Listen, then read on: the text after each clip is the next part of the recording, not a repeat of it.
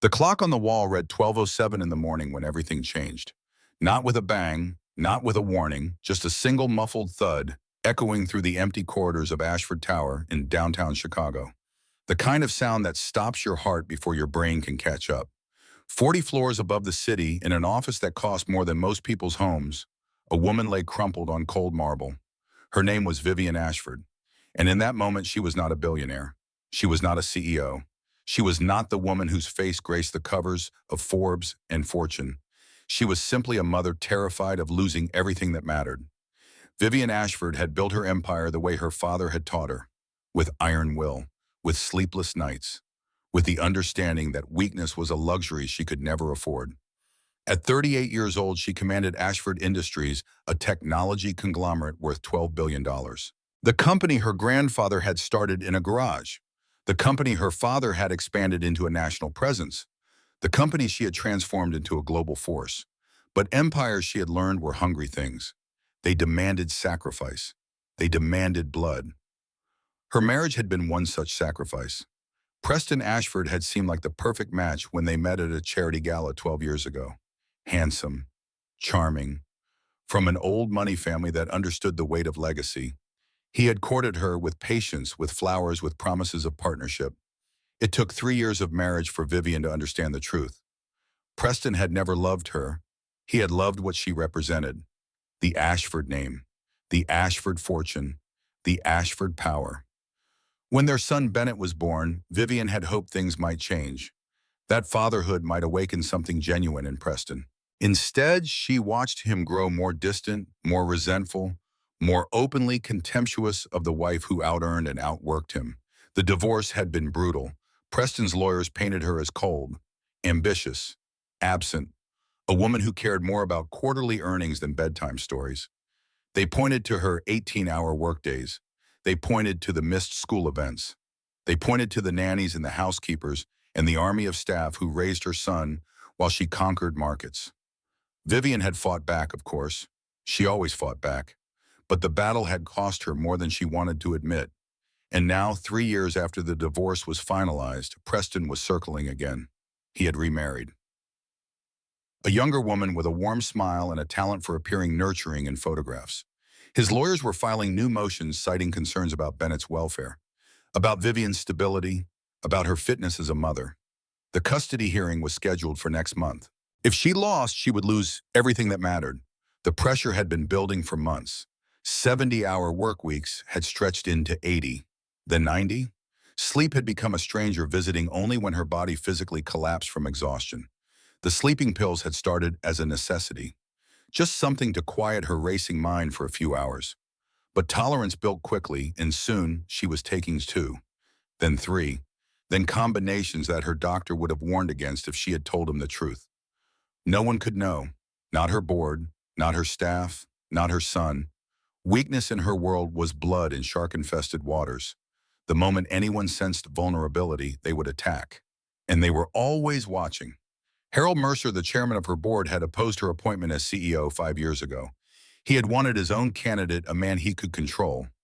Vivian had outmaneuvered him, but he had never forgiven her. Every board meeting, she could feel his eyes searching for cracks in her armor. The business press was equally predatory. Every decision she made was scrutinized through a lens that seemed specifically calibrated to find fault. When she was decisive, she was called ruthless. When she was collaborative, she was called weak. When she showed emotion, she was called hysterical. When she maintained composure, she was called cold. There was no winning. There was only surviving, and survival had become increasingly difficult. The night it happened, Vivian had been awake for nearly 70 hours straight. A critical acquisition was closing the next morning. $2 billion on the line. Hundreds of eyes. The future direction of the company. She had reviewed every document, personally caught errors that her team had missed, negotiated terms that saved the company $40 million. But the victory felt hollow.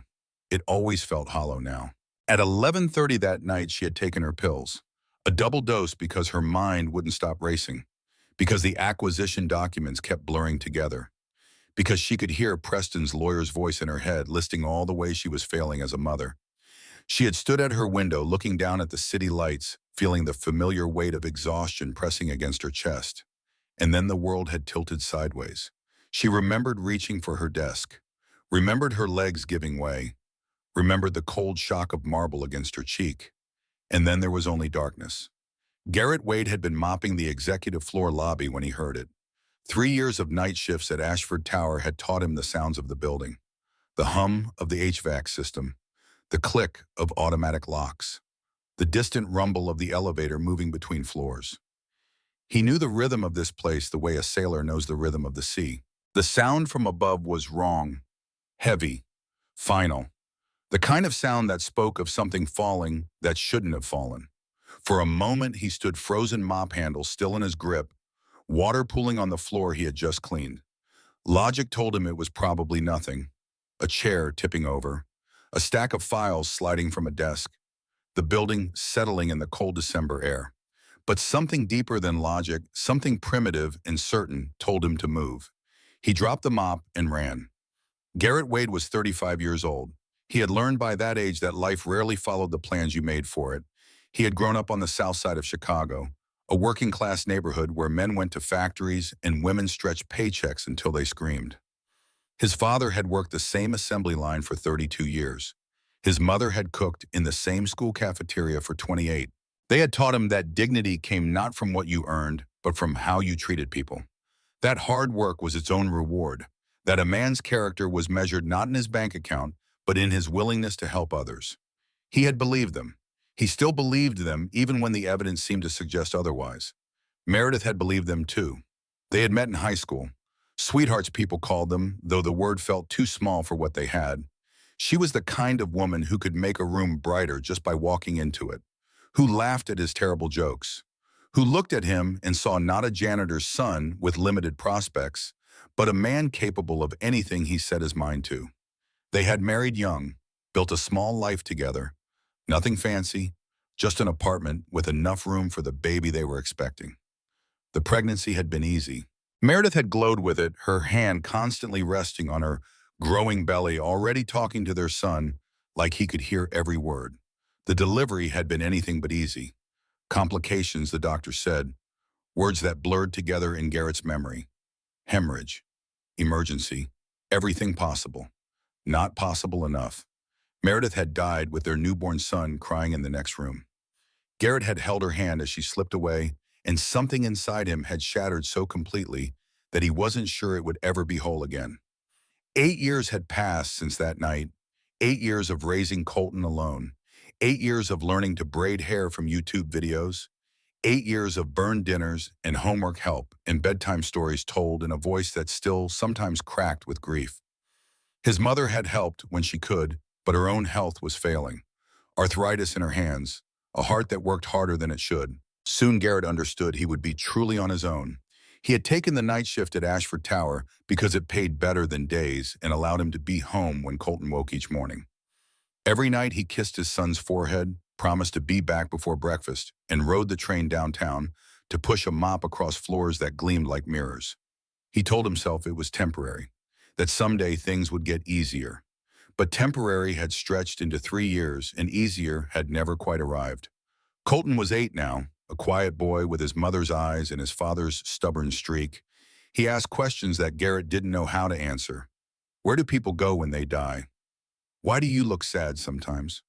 Will you ever find someone to love again? Garrett answered as honestly as he could, which usually meant saying he didn't know, but that he hoped for good things. That hope was the only thing that kept him moving on some nights. When the silence of empty hallways felt like it might swallow him whole, the executive floor was 40 stories up, a place Garrett had never been invited and certainly never allowed. His keycard stopped at 39. The 40th floor was reserved for the people who ran the world, not the people who cleaned it. But the service stairwell had no such restrictions. He took the stairs 2 at a time, his work boots echoing in the concrete shaft. His lungs burned by the time he reached the top. His heart hammered against his ribs. The door to the executive floor was heavy, but not locked from this side. He pushed through it and found himself in a corridor of glass and marble and quietly expensive art. And at the end of that corridor, through a door left slightly ajar, he saw her. Vivian Ashford lay crumpled on the floor of her office, her silk blouse twisted against the cold marble, her breath coming in shallow, desperate gasps. Garrett didn't hesitate. He crossed the room in 3 strides, dropping to his knees beside her. His hands found her shoulders, gently lifting her, supporting her head against his arm. Her eyes fluttered open, unfocused, glazed with something darker than exhaustion. For a moment, she seemed not to see him at all. Her gaze drifted past him towards some distant point only she could perceive, and then her lips moved. The words that came out froze Garrett where he knelt. "Please don't let them take my son." Her voice was barely a whisper, broken, desperate. The voice of a woman who had stripped away every defense and revealed the raw, terrified truth beneath. "Please don't let them take my son." Garrett didn't know who "them" was, didn't know what she was talking about. But he recognized the fear in her voice.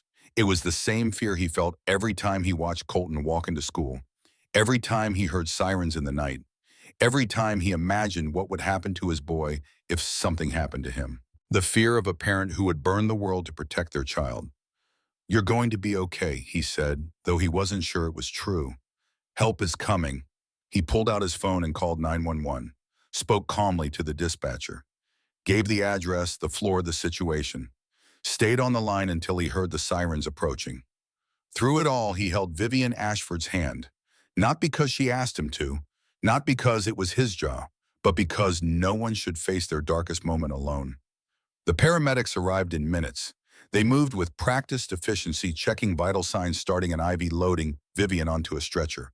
One of them asked Garrett questions he couldn't fully answer. What happened? Did she take anything? Does she have any medical conditions? "I don't know," he said. "I just found her. I just heard her fall." They took her away, and Garrett stood alone in the office that cost more than he would earn in 10 lifetimes. The city lights glittered through the floor-to-ceiling windows. The marble floor was cold beneath his work boots. He looked at the pill bottle that had rolled under the desk, the papers scattered across the floor, the photograph of a young boy smiling on the credenza. Then he turned and walked back toward the service stairs, back to his mop and his cart and his life of invisible labor. He didn't expect to ever see Vivian Ashford again. The morning after her collapse, Vivian sat in her hospital bed and demanded her laptop. The doctors protested. Her assistant protested.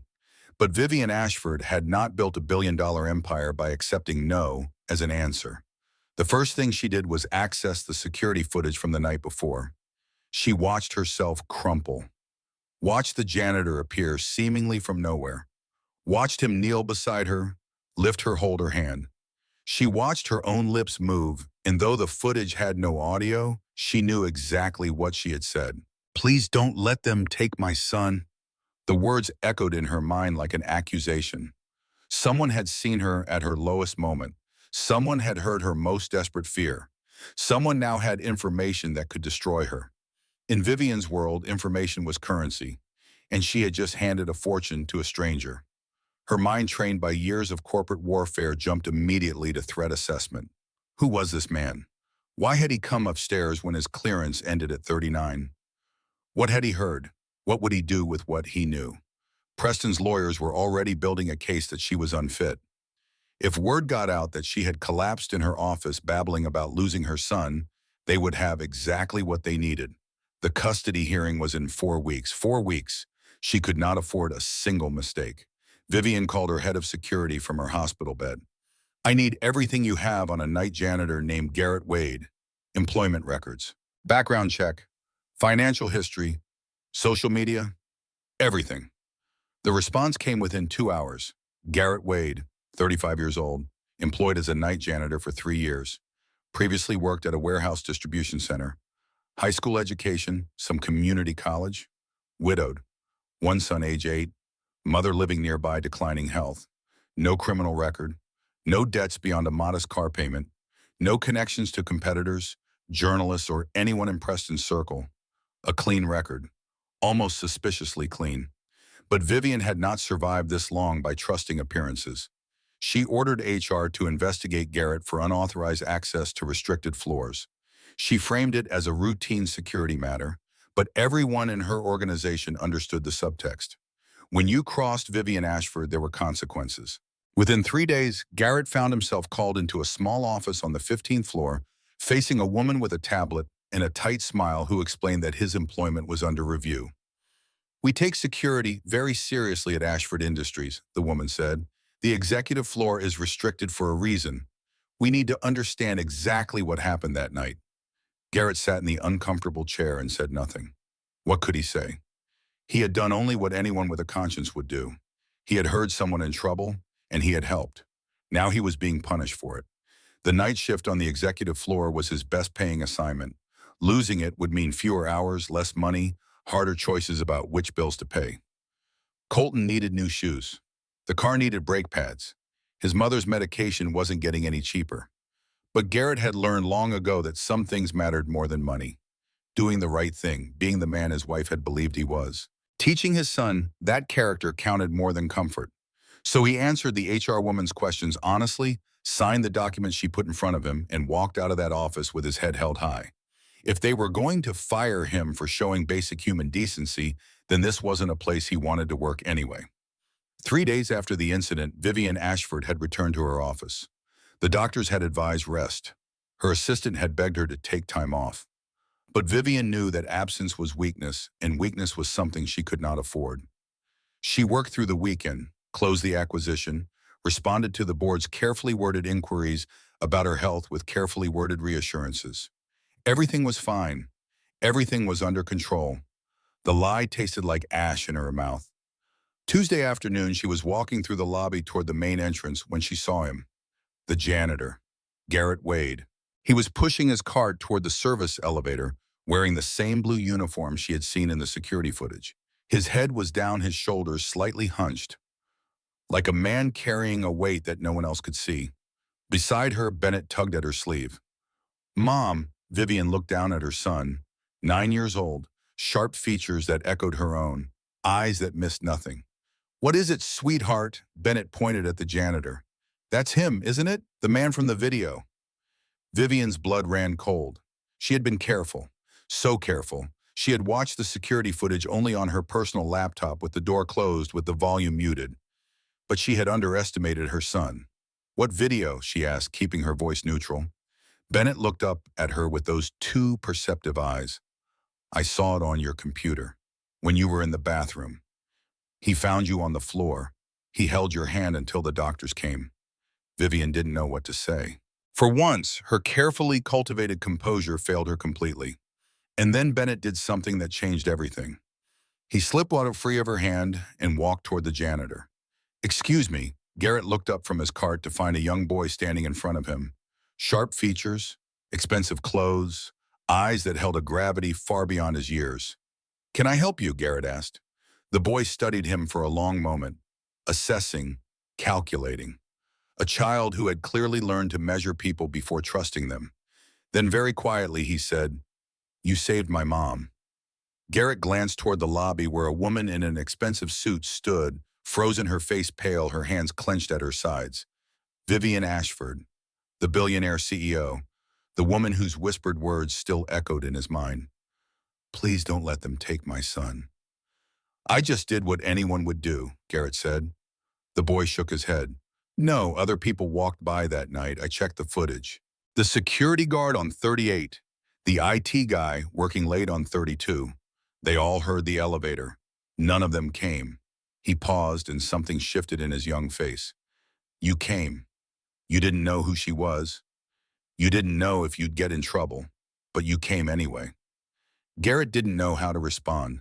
The boy's words were simple, but they carried a weight that made his throat tight. Your mom was in trouble, he finally said. That's all that mattered. Behind them, Vivian approached on unsteady legs. She had watched the exchange from across the lobby, unable to move, unable to intervene. Her son, her cautious, guarded, too serious son, was talking to a stranger, thanking him, looking at him with something that might have been admiration. Bennett turned to her as she approached. Mom, he saved you. You should thank him. The words hung in the air between them like a challenge. Vivian looked at Garrett Wade, really looked at him for the first time without the filter of suspicion. He was tall, tired around the eyes in a way that spoke of long nights and early mornings. His hands were calloused, his uniform worn at the cuffs, but he met her gaze steadily, without deference, without fear. Most people, when they looked at Vivian Ashford, saw dollar signs. Opportunity, danger. This man seemed to see something else entirely. "Mom," Bennett prompted, "say thank you." Before Vivian could respond, her assistant appeared at her elbow. "Mrs. Ashford, your car is waiting. You have the board call in 20 minutes." The moment shattered like glass on marble. Vivian felt herself being guided toward the exit, felt Bennett's hand slip into hers, felt the weight of her responsibilities pressing down on her shoulders. But just before she reached the door, she looked back. The janitor was watching her. Not with resentment, not with expectation, just with a quiet steadiness that she found deeply unsettling. He had seen her at her worst. He knew her most desperate secret. He had every reason to demand something from her, but he simply stood there beside his cart, waiting for nothing. That night alone in her penthouse apartment, Vivian couldn't sleep. She stood at her window, looking down at the city lights, thinking about a janitor who had held her hand while she lay broken on the floor. "Please don't let them take my son." She had said those words to a stranger, had revealed the fear that haunted her every waking moment. And he had said nothing, done nothing, asked for nothing. In Vivian's experience, everyone wanted something. Everyone had an angle. Everyone was playing a game, whether they admitted it or not. So what was Garrett Wade's game? 2 days later, Vivian made a decision.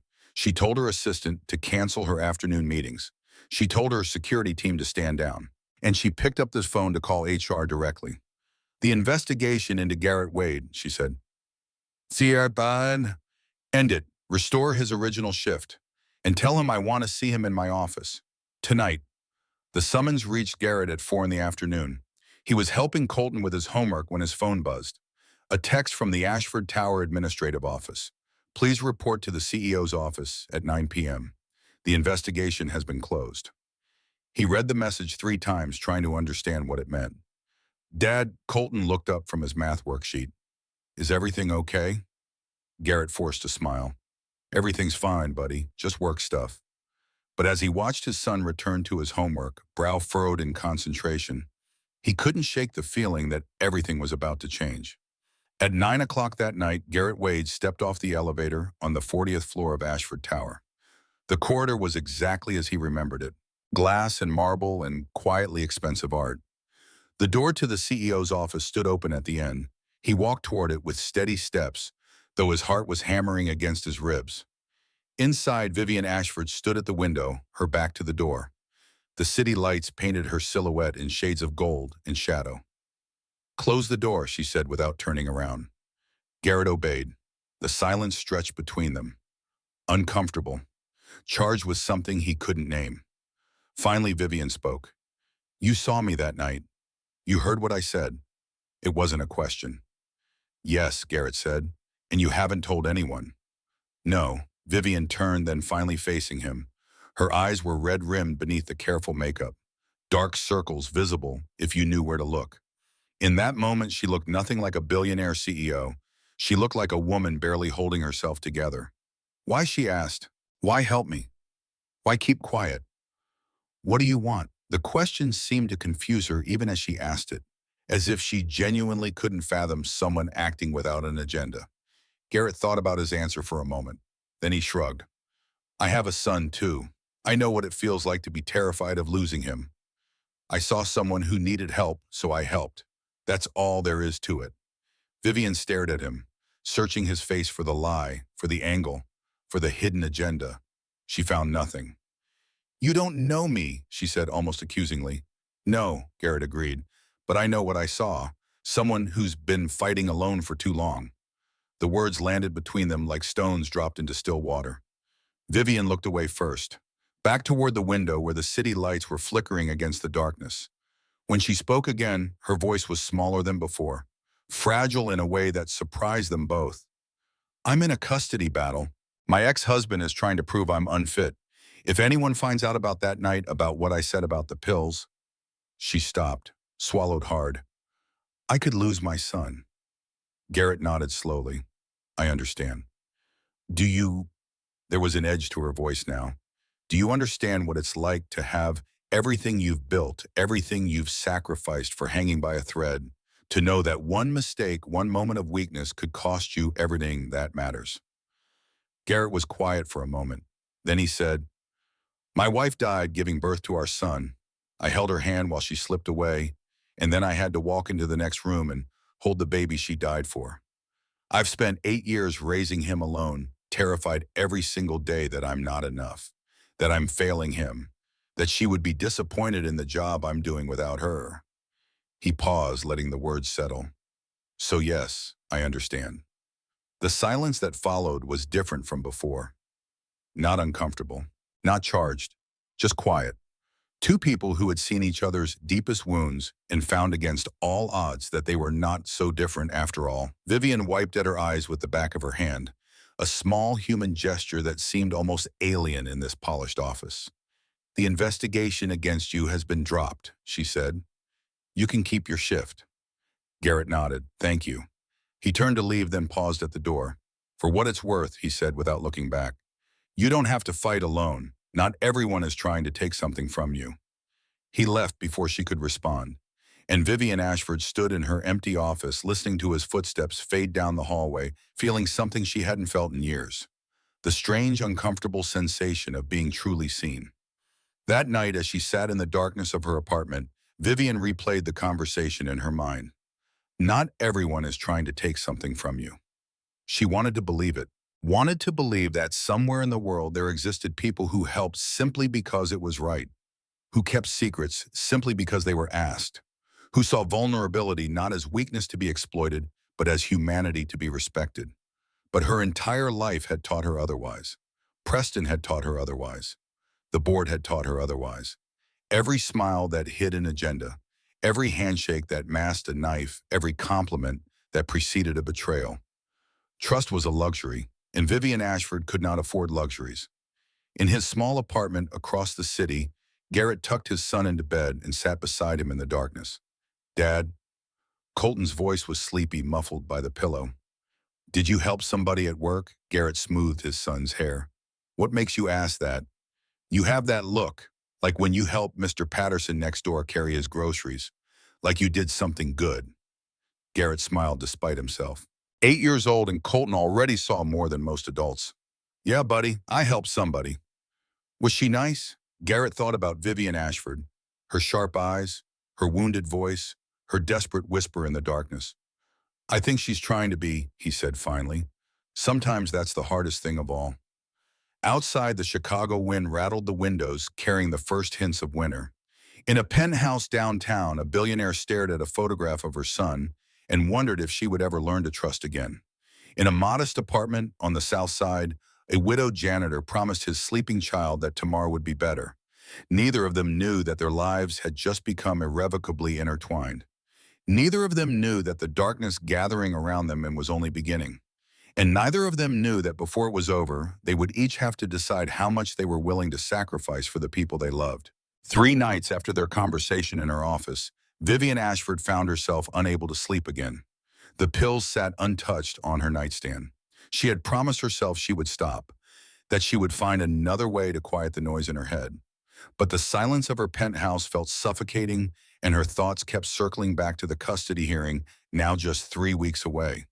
Preston's lawyers had filed another motion that afternoon. New allegations, new concerns, new reasons why Bennett would be better off in his father's care.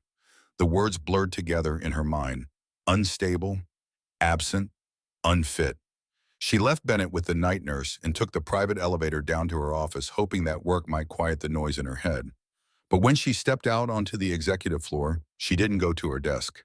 Instead, she walked to the small terrace that jutted out from the building's east side. A narrow strip of concrete and glass that most people didn't even know existed. She wasn't alone. Garrett Wade was there, leaning against the railing with a travel mug in one hand, staring out at the cityscape below. He looked up when she appeared. Surprise flickered across his face before he composed himself. Couldn't sleep, he asked, as if finding the CEO on a maintenance terrace at 1 in the morning was perfectly ordinary. Vivian almost laughed at the absurdity of, something like that. She moved to stand a few feet away from him, close enough to talk, but not close enough to suggest intimacy. The night air was cold, cutting through her silk robe, but she didn't move to go back inside. This is where I come sometimes, Garrett said, gesturing at the view. When the building gets too quiet and my head gets too loud, it's peaceful up here. Vivian nodded, understanding more than she wanted to admit. "What keeps you awake?" she asked, then immediately regretted the question. It felt too personal, too intrusive. But Garrett didn't seem offended. He took a sip from his mug and considered his answer. "My son," he said finally, "worrying about whether I'm doing enough, whether he'll resent me someday for missing so much, whether his mom would be disappointed in the job I'm doing without her." He said it matter-of-factly without self-pity. But Vivian heard the weight beneath the words. "His mother," she asked quietly. "She died when he was born. Complications." Garrett's voice was steady, practiced in the telling. "It's been 8 years, and some nights it still hits me like it was yesterday." Vivian didn't say she was sorry. That word had been emptied of meaning long ago. Instead, she said, "You're still here, you're still showing up. That counts for something." Garrett looked at her with something that might have been gratitude. "So are you," he said. "Whatever you're fighting, whatever's keeping you from sleeping, you're still showing up too." They stood in silence for a while after that. Two people who had no business finding common ground, somehow finding it anyway. The city sprawled beneath them like a living thing. Millions of lights, millions of stories, millions of people fighting their own private battles in the darkness. And somehow standing on that terrace with a janitor she barely knew, Vivian felt less alone than she had in years.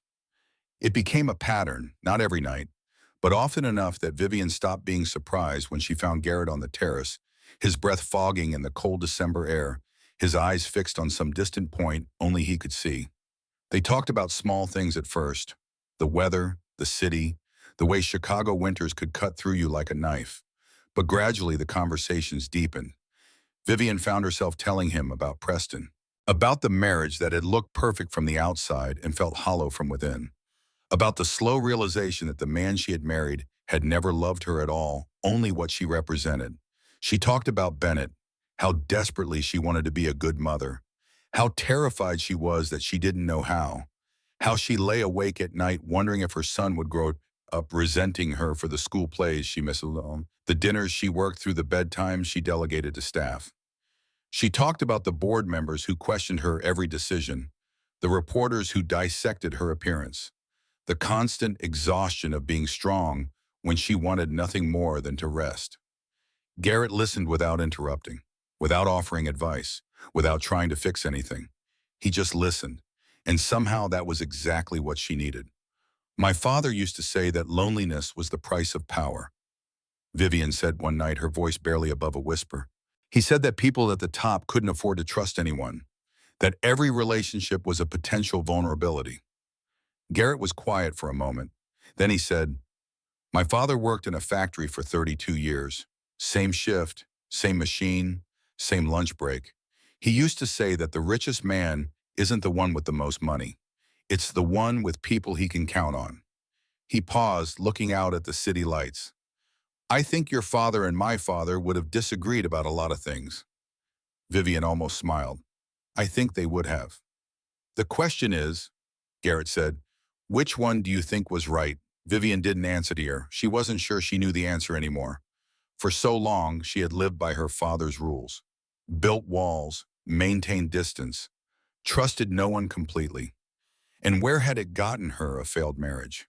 A custody battle. A company full of people who feared her but didn't respect her. A son who looked at her sometimes like she was a stranger. Maybe her father had been wrong. Maybe the price of power wasn't loneliness. Maybe the price of loneliness was far higher than she had ever understood. The board meeting was scheduled for 10 in the morning on a gray Tuesday in mid-December. Vivian had sensed something brewing for weeks. The sidelong glances in hallways. The hushed conversations that stopped when she entered a room. The unusual deference from people who usually challenged her at every turn.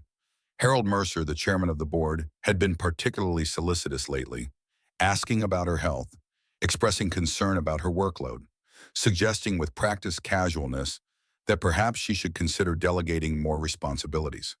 Vivian knew the signs. She had survived enough corporate battles to recognize when the knives were being sharpened. What she didn't know was how deep the conspiracy ran. The meeting started normally enough. Quarterly reports, strategic initiatives, the usual parade of numbers and projections that kept the company moving forward.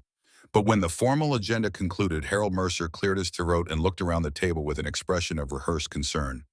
Before we adjourn, he said, I'd like to raise a matter of some sensitivity. Vivian felt the air in the room shift, felt the eyes of the other board members sliding toward her, then quickly away. Several members of this board have expressed concern about recent events. Harold continued, concerns about the company's leadership, about stability, about whether the current direction is sustainable. What concerns specifically? Vivian asked, her voice carefully neutral. Harold smiled, the kind of smile that didn't reach his eyes. Perhaps we should discuss this in executive session. The executive session lasted 2 hours. 2 hours of veiled accusations and pointed questions. 2 hours of Harold and his allies suggesting, without quite saying directly, that Vivian was not fit to lead. They had done their homework. They knew about her hospital visit after the collapse, though they framed it as concerning reports from multiple sources. They knew about the sleeping pills, though they called it potential substance issues. They knew about the custody battle, though they presented it as personal instability affecting professional judgment. How did they know Vivian sat in her chair, maintaining her composure through sheer force of will, while her mind raced through possibilities? Someone had talked, someone close to her, someone with access to information that should have been private. But who the meeting ended without a vote? Harold was too smart for that. He wanted to build consensus first, wanted to make sure that when the knife came, it would be wielded by the entire board, not just him. We'll reconvene in 1 week, he said, gathering his papers. I trust that will give everyone time to reflect on what's best for the company. What's best for the company? The words echoed in Vivian's mind as she walked back to her office. They meant what's best for Harold Mercer. What's best for the faction that had always resented a woman sitting in the CEO's chair? What's best for everyone except the person who had actually built this company into what it was? That night, Vivian didn't go to the terrace. She stayed in her office poring over documents, trying to understand how much the board knew and how they had learned it. The answers eluded her. But one thing was becoming increasingly clear. Someone inside her own company was feeding information to her enemies. And if she didn't find out who, she would lose everything. Garrett Wade noticed the change in Vivian immediately. The next time he saw her, 3 nights after the board meeting, she was different, harder, more guarded. The fragile openness she had shown on the terrace was gone, replaced by the cold armor she wore in public. Is everything okay? He asked. Vivian looked at him with eyes that seemed to see through him. Everything is fine, she said. I've just been busy. It was a lie, and they both knew it, but Garrett didn't push. He had learned in his years of quiet observation that some wounds needed time before they could be acknowledged. So he simply nodded and returned to his work, pushing his cart down the empty corridors, while the woman in the glass office fought battles he could only imagine. The intruders came on a Thursday night. Garrett was on the 38th floor, cleaning the conference rooms when he heard the elevator arrive on 40. That was unusual. The executive floor was supposed to be empty after midnight. Even Vivian, who often worked late, had left hours ago. He told himself it was probably nothing. Security doing rounds. Cleaning staff from a different crew. But something made him take the service stairs up 1 floor. Something made him move quietly through the shadows until he could see the door to Vivian's office. 2 men in dark suits were inside. They moved with practiced efficiency, rifling through filing cabinets, photographing documents, searching through desk drawers. They were not security. They were not cleaning staff. They were looking for something. Garrett pressed himself against the wall, his heart hammering in his chest. He should leave. Should pretend he hadn't seen anything. Should protect himself and his son from whatever corporate war was playing out in this building. But then he thought about Vivian, about the fear in her voice when she talked about losing her son, about the exhaustion in her eyes when she thought no one was watching, about the woman who had been fighting alone for so long that she had forgotten how to ask for help. He pulled out his phone and began to record. The men left 20 minutes later, carrying nothing visible but clearly satisfied with what they had found. Garrett stayed hidden until he heard the elevator doors close. Then he waited another 10 minutes just to be safe. When he finally emerged, the office looked exactly as it had before. The intruders had been careful, professional. They had left no obvious signs of their presence. But Garrett had evidence. 12 minutes of video, clear shots of their faces, timestamps that proved they had been there. The question was, what should he do with it? He found Vivian on the terrace the next night. She was standing at the railing, her knuckles white against the cold metal, her gaze fixed on some distant point beyond the city lights. "Someone was in your office last night," Garrett said. Vivian turned slowly, her expression unreadable. "What?" "Two men, after midnight. They were going through your files, taking pictures of documents." He held out his phone. "I recorded it." Vivian watched the video 3 times. Her face remained composed, but Garrett could see her hands trembling slightly as she held the phone. "Do you know them?" he asked. "No, us." Her voice was flat, controlled. "But I know who sent them." She looked up at him, and something in her expression shifted. The suspicion that had hardened her features over the past week seemed to crack just slightly. "Why are you showing me this?" she asked. "You could have ignored it, pretended you didn't see anything, kept yourself safe." Garrett shrugged. "I told you before, not everyone is trying to take something from you." The investigation that followed was quiet but thorough.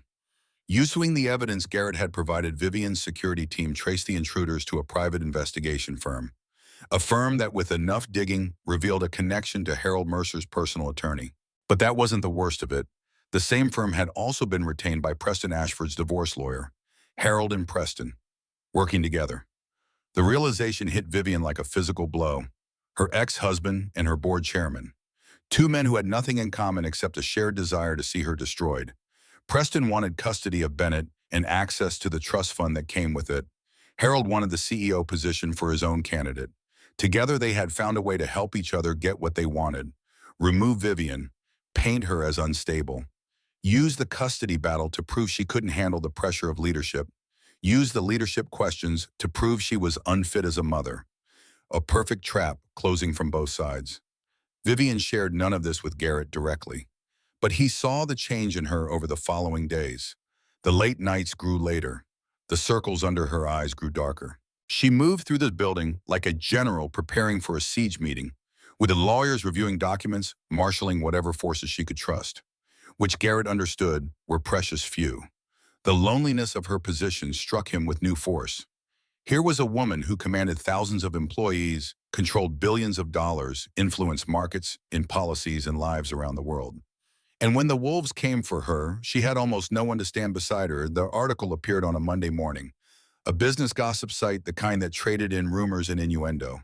The headline read, "Ashford CEO's Midnight Meetings, What Is She Hiding?" The story was vague on specifics, but devastating in implication. Anonymous sources described erratic behavior and concerning relationships. There were references to a male employee who had been seen with the CEO at unusual hours. No names were mentioned. They didn't need to be. By noon, the story had been picked up by 3 major business news outlets. By evening, it was trending on social media. By the next morning, Vivian's lawyers reported that Preston's team had filed an emergency motion in the custody case, citing new evidence of instability and poor judgment. The board met again that Friday. This time, Harold Mercer came prepared. He had printed copies of every article. He had compiled a timeline of concerning incidents. He had prepared a formal proposal for Vivian to take a leave of absence while an independent review was conducted. "This isn't personal," Harold said, his voice dripping with false sympathy. "We all admire what you have built here, Vivian, but the company must come first. And right now, your personal situation is creating distractions we can't afford." Vivian sat at the head of the table, watching the faces of the men and women she had worked beside for years. Some looked uncomfortable. Some looked sympathetic. Some looked like sharks who had finally smelled blood. "If I take a leave of absence," she said, her voice carefully controlled, "I will never be allowed back. We all know how this works." Harold spread his hands. "That's not necessarily true. If the review clears you, the review will find whatever you want it to find." Vivian's voice was sharp now. "This isn't about the company, Harold. This is about you finally getting what you've wanted for 5 years." The room fell silent. Harold's expression didn't change, but something cold flickered in his eyes. "I'm going to pretend you didn't say that," he said, "given the stress you've clearly been under." The vote was scheduled for the following Friday. 1 week. 7 days to save everything she had built. Vivian worked through the weekend, gathering evidence, building her defense, trying to find some way to expose the conspiracy without making herself look even more paranoid. But the walls were closing in. Preston's lawyers had subpoenaed her medical records. Harold's allies on the board were lobbying the undecided members. The press coverage grew more vicious by the day, and through it all, Vivian felt herself growing more isolated. She stopped going to the terrace, stopped seeking out the quiet conversations that had become a lifeline. She couldn't afford to be seen with Garrett, not when that relationship was being used as ammunition against her. She was alone again, as she had always been, as her father had taught her she would always be. Garrett understood why Vivian was avoiding him. He read the articles, he heard the whispers among the staff. He understood that his presence in her life had become a weapon in someone else's arsenal. But understanding didn't make it hurt any less. He had allowed himself to feel something, something he hadn't felt since Meredith died. A connection, a kinship. The sense that, maybe against all odds, he had found someone who saw him as more than just the man who pushed a mop. And now that connection was being severed not because either of them wanted it to end, but because the world had decided they didn't belong together. On Wednesday night, Vivian called him to her office. Her face was pale, her hands were steady, but something in her eyes looked broken. "I have to ask you to resign," she said. The words hung in the air between them. Garrett said nothing. "It's not," Vivian stopped, started again. "They're using you. Every conversation we've had, every time someone saw us on the terrace, it's all being twisted into evidence that I've lost judgment." Her voice cracked just slightly. "If you stay, they'll destroy you too. They'll dig into your past, your finances, your son's school records. They'll find something, anything to make you look like a predator and me look like a victim or a fool."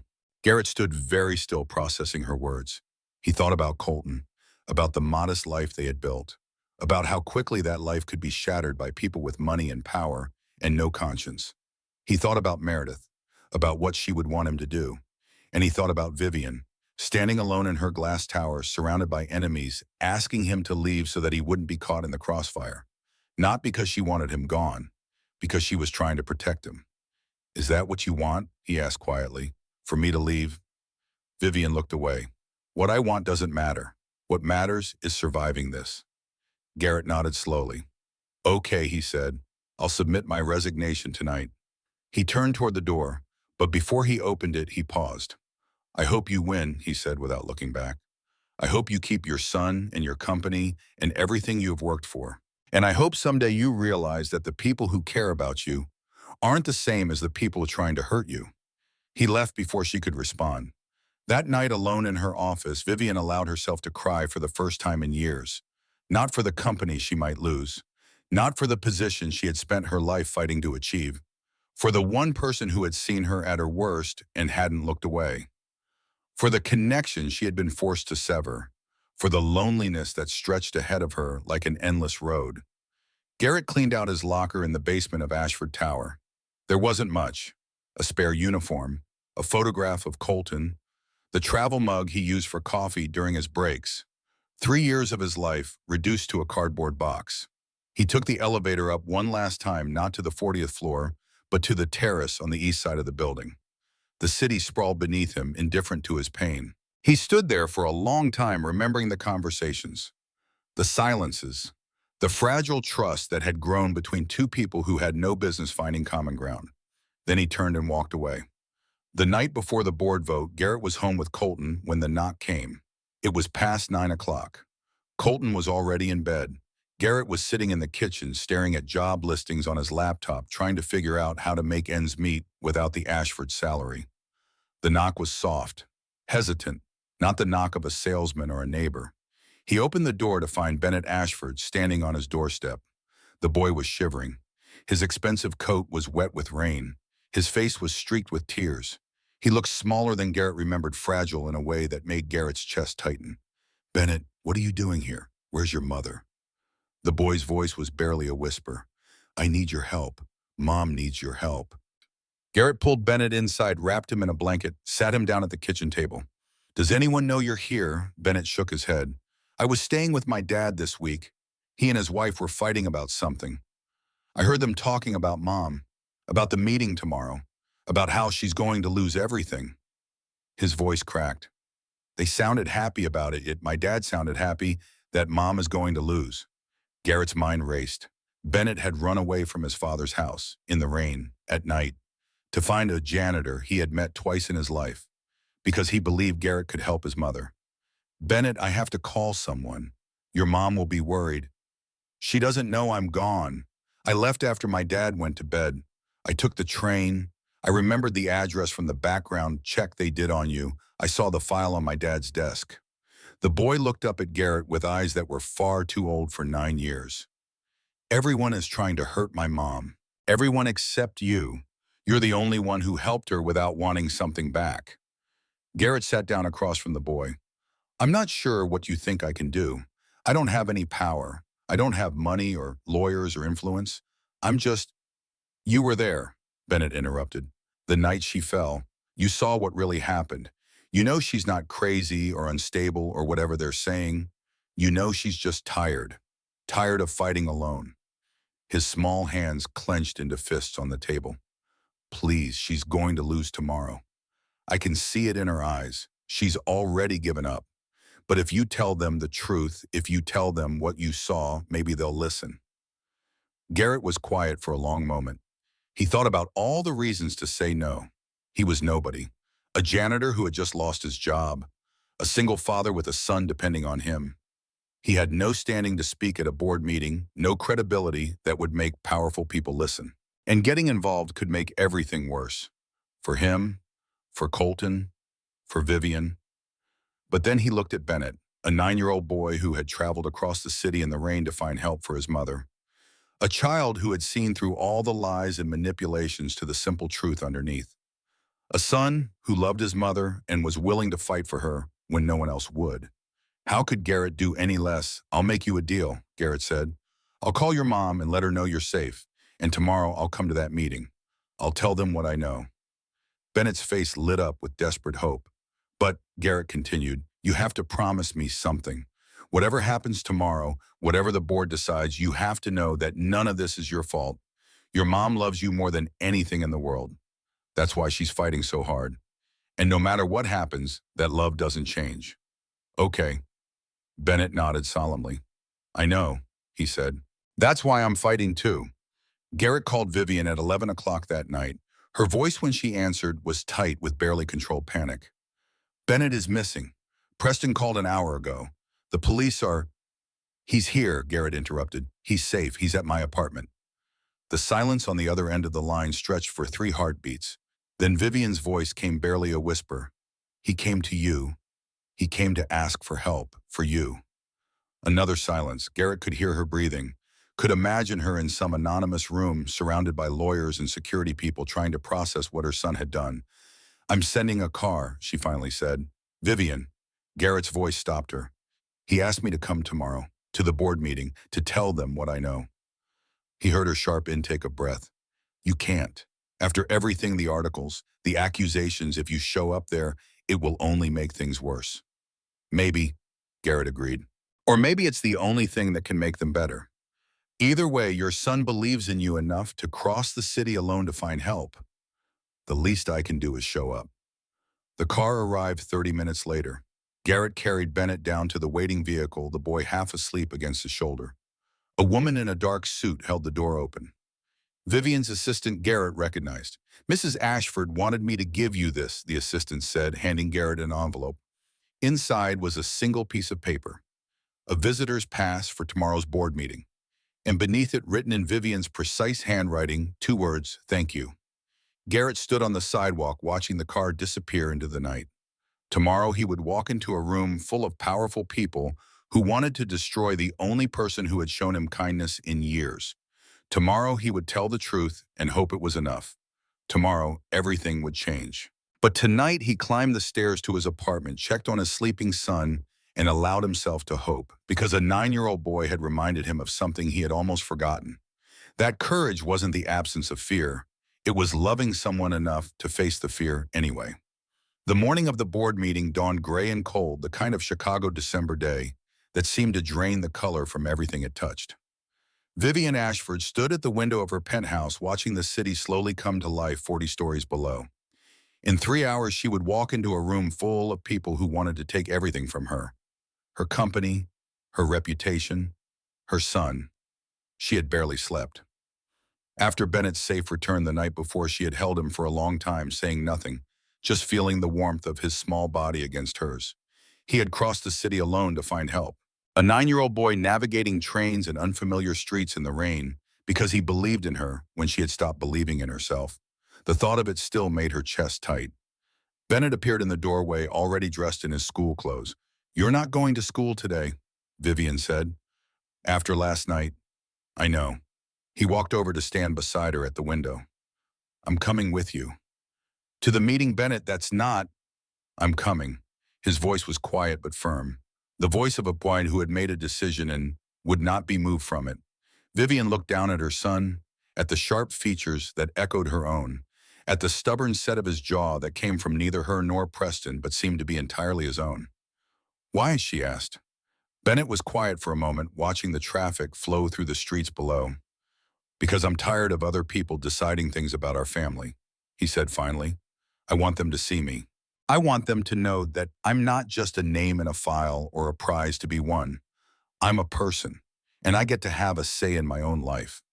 Vivian felt tears prick at her eyes.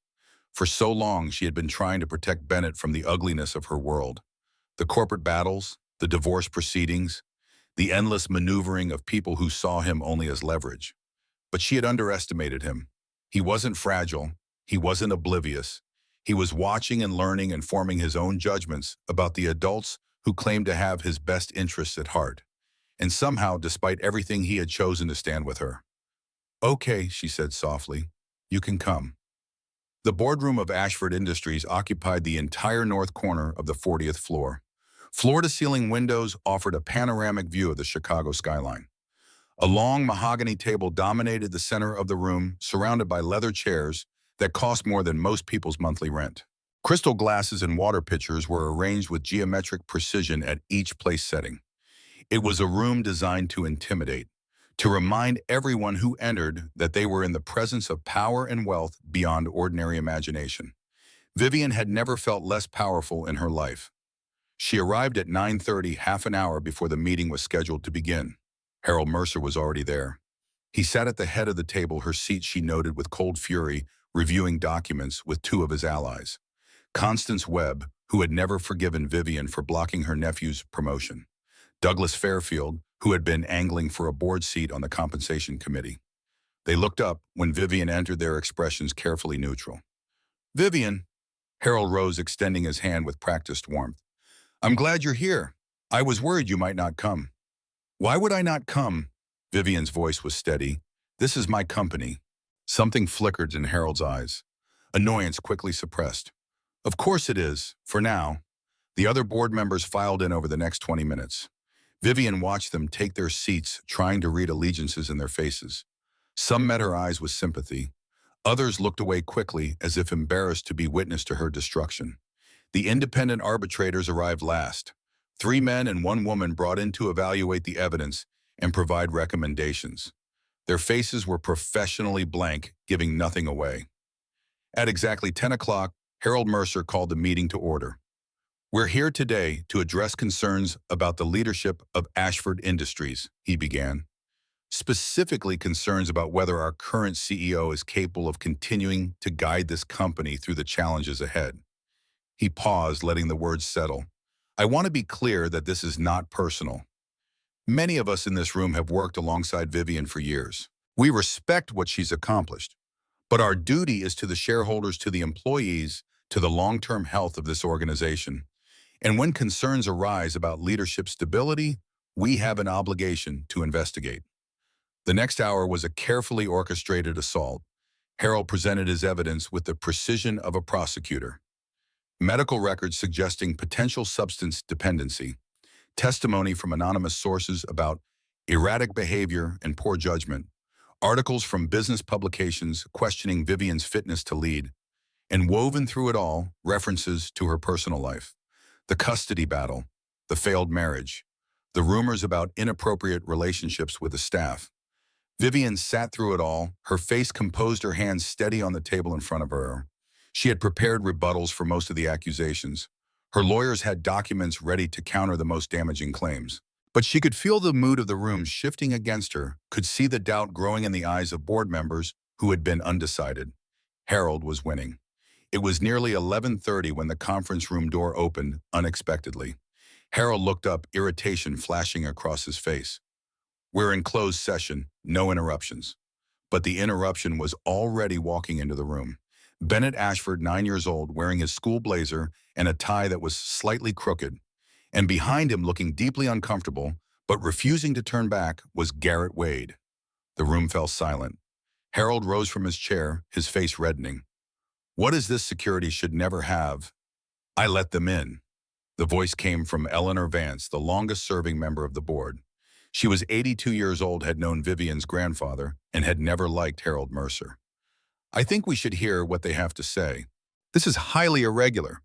So is trying to remove a CEO based on gossip and innuendo." Eleanor's voice was sharp. "Sit down, Harold. Let the boy speak." Bennett walked to the front of the room with a composure that seemed impossible for a child his age. He looked around the table, meeting the eyes of each board member in turn. "My name is Bennett Ashford," he said. "I'm 9 years old, and I want to tell you about my mother." Harold made a sound of protest, but Eleanor silenced him with a look. "Go ahead, young man." Bennett's voice was steady as he spoke. "Everyone in this room has been talking about my mom like she's a problem to be solved. Like she's broken or crazy or not good enough. But none of you really know her." He paused, gathering his thoughts. "My mom works harder than anyone I've ever seen. She gets up before I do, and she's still working when I go to bed. She misses some of my soccer games and some of my school plays. And yeah, sometimes that makes me sad." His voice cracked slightly, but he pressed on. "But every single night, no matter how late it is, she calls to say goodnight. She asks me about my day. She remembers the names of my friends and the books I'm reading and the things I'm worried about. She listens, really listens. Not like she's waiting for me to finish so she can get back to work, but like what I'm saying is the most important thing in the world."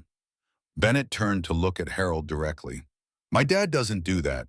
My dad takes me every other weekend because the court says he has to. He buys me expensive presents and takes me to fancy restaurants, but he never asks about my life. He never listens. He just talks about himself and his new wife and how much money he has." His small hands clenched at his sides. "He's not fighting for custody because he loves me. He's fighting because he wants to hurt my mom.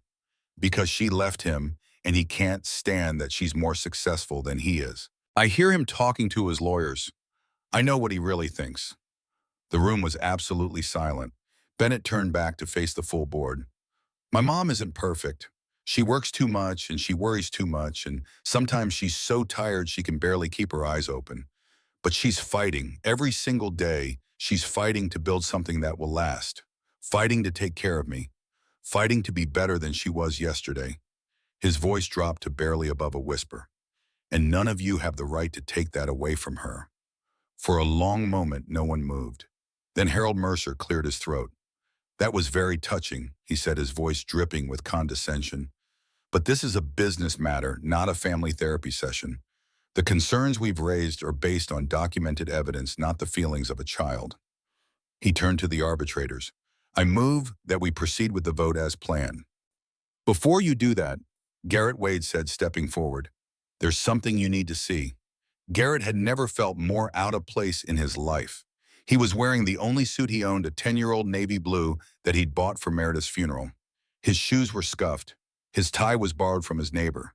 He looked exactly like what he was, a janitor who had stumbled into a world where he didn't belong. But he had promised Bennett he would come, and Garrett Wade kept his promises. "My name is Garrett Wade," he said.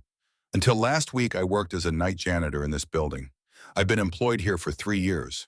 I have no stake in this company, no relationship with Mrs. Ashford beyond a few conversations, and nothing to gain from being here today." He pulled out his phone. "But I was there the night Mrs. Ashford collapsed. I was the one who found her, called for help, and stayed with her until the paramedics arrived. And what I saw that night wasn't a woman who was unstable or unfit.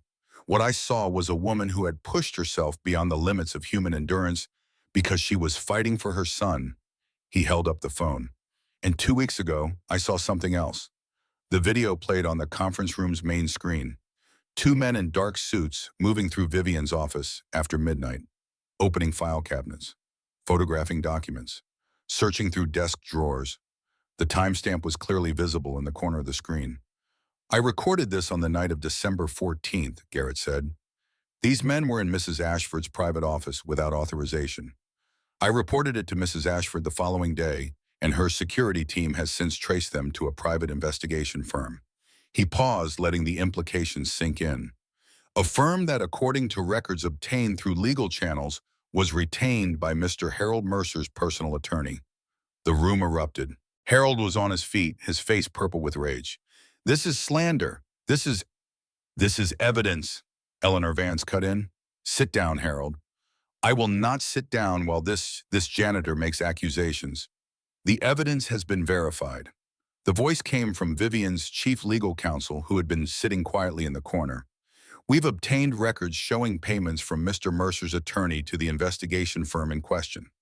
We've also obtained records showing that the same firm has been retained by Preston Ashford's divorce lawyers. She stood approaching the table with a folder of documents. Mr. Mercer has been coordinating with Mrs. Ashford's ex-husband to manufacture evidence against her. The anonymous sources cited in the media reports can be traced back to individuals connected to both parties. This entire proceeding is the result of a conspiracy to remove Mrs. Ashford from her position for personal gain.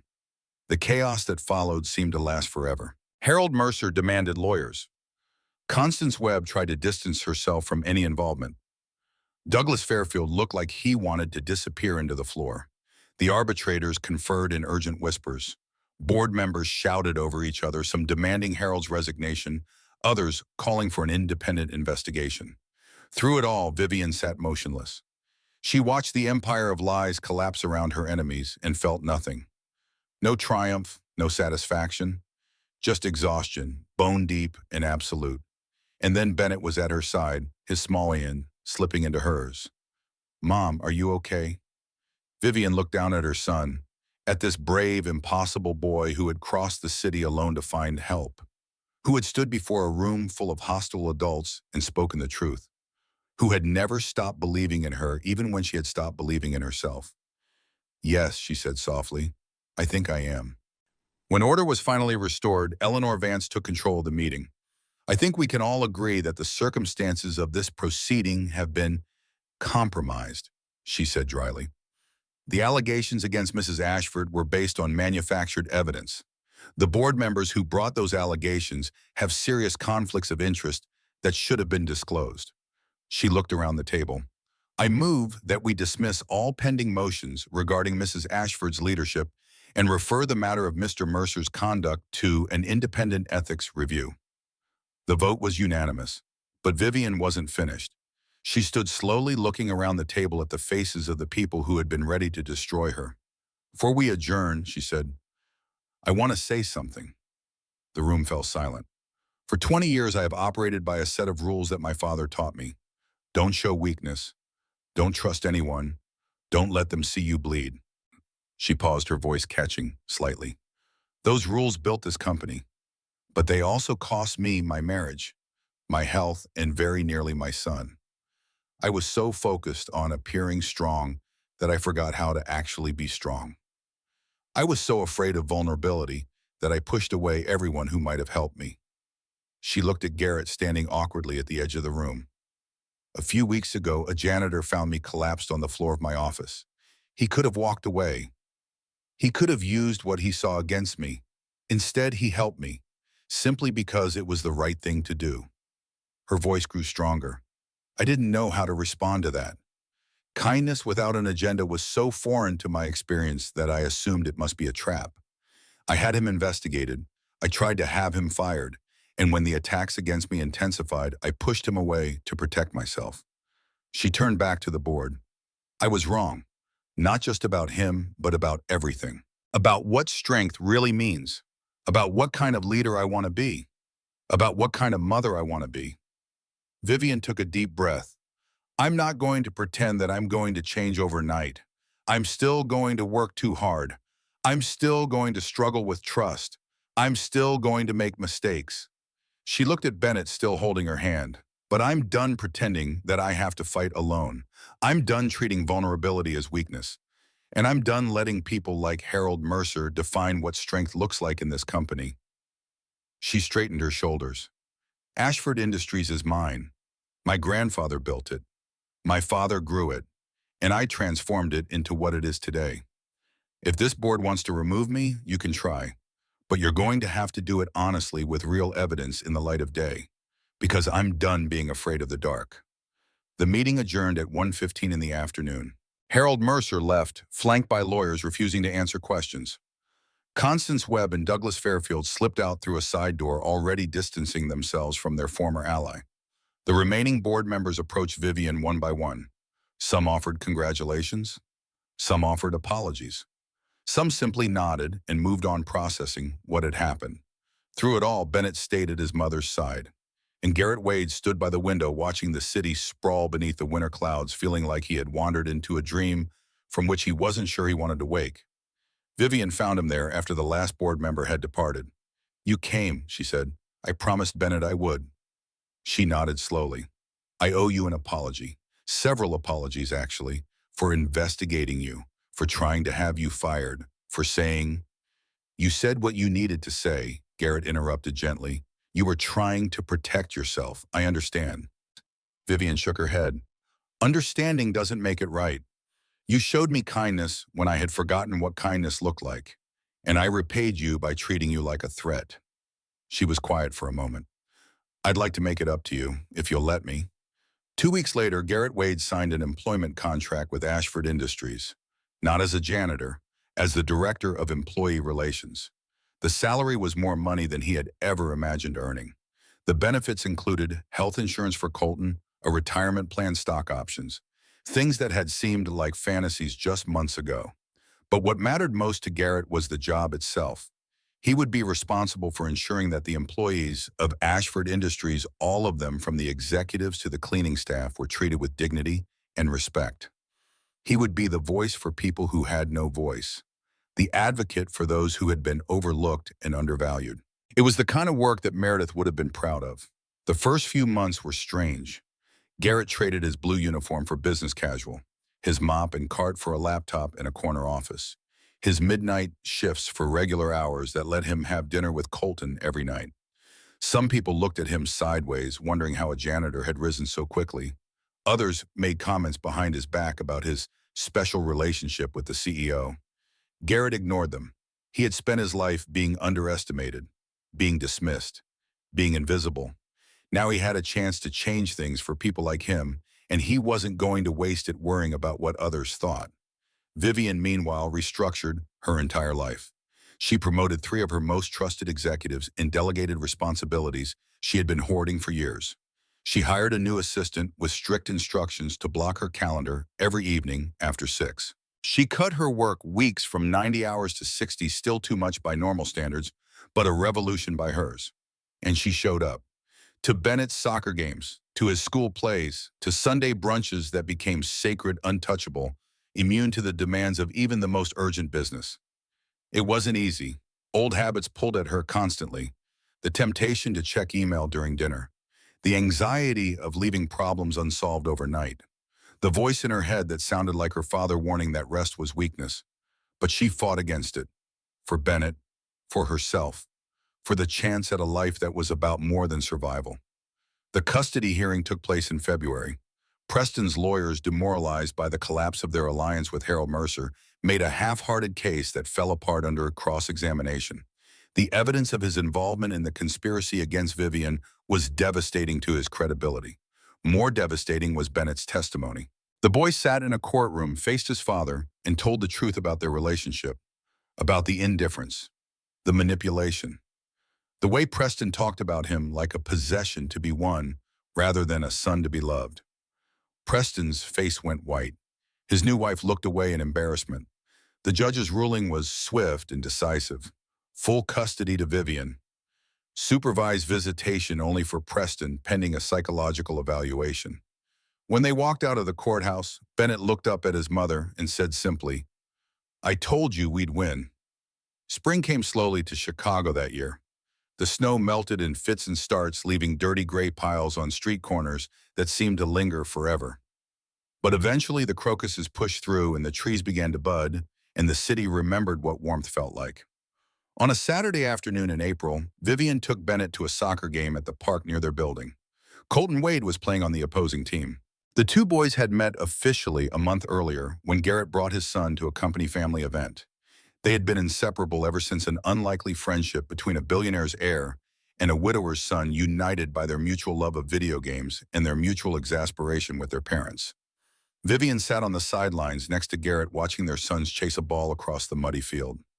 "He's getting better," she said, nodding toward Colton. His coach would disagree.